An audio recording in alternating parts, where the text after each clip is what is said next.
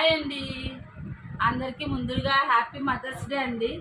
Obviously నేను కూడా ఒక మదరే. మా అమ్మ అంటే నాకు చాలా ఇష్టం ఫ్రెండ్స్. కానీ ఎప్పుడు ఏ విధంగా నేనైతే బయట పెట్టలేదు ఇప్పటి వరకు.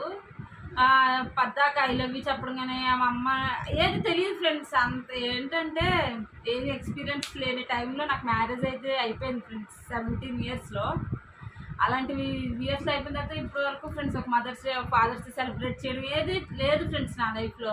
కానీ ఈరోజు ఫోన్ నా చేతిలో ఉన్న తర్వాత మదర్స్ డే అని తెలిసింది.